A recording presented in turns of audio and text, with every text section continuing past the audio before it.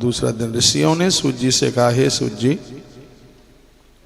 नरसखा नारायण ने नारद जी को जो कथा सुनाई आप उसे विस्तार पूर्वक हमें सुनाए। सूत जी बोले, हे ऋषियों, जैसे नारायण जी ने नारद मुनि से कहा वैसा मैं भी उसी तरह आपको सुनाने को जा रहा हूँ। नारायण ने कहा था, हे नारद सुनो, श्री कृष्ण ने राजा युधिष्ठिर से जो भी कहा वह इस प्रकार था।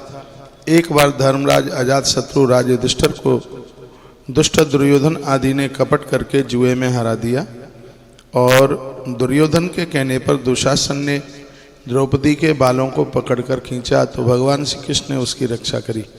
उसके उपरांत प्रतिज्ञानुसार पांडव राज्य को त्याग कर काम्यक नामक वन को चले गए।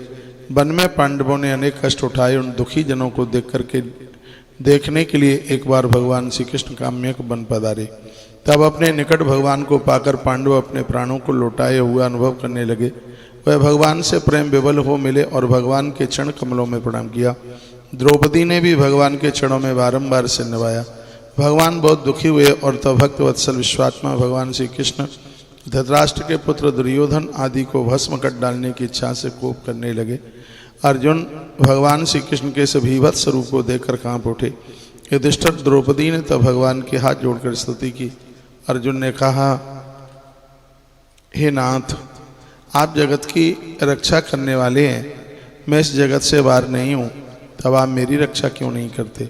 सांसारिक कोप को आप दूर कीजिए, आप तो इन सारी बातों को जानते हैं। हे प्रभु, मैं आपके चरणों में प्रणाम करता हूँ। नारायण कहने लगे, किस तरह अर्जुन की करबद्ध विनती एवं बारंबार प्रणाम करने पर भगवान श्री कृष्ण ने अपने क्रोध को त्याग दिया। ये कथा पूरी सुन लो।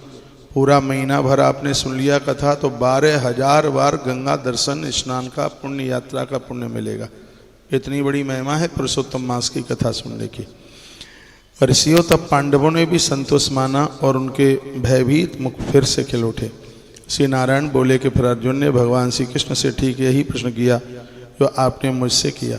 तब श्री कृष्ण ने 2 घड़ी ध्यान किया और पांडवों के हित के लिए इस प्रकार वचन बोले। कृष्ण ने कहा, हे राजन, आपने यह अनोखा प्रश्न किया, इसका उत्तर देने में मैं अपने को समर्थ पाता हूँ।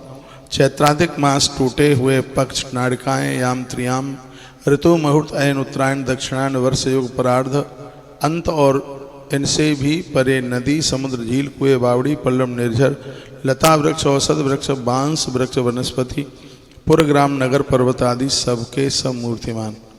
बांस वृक्ष की महिमा सुनने की बड़ी महिमा है अधिक मास में।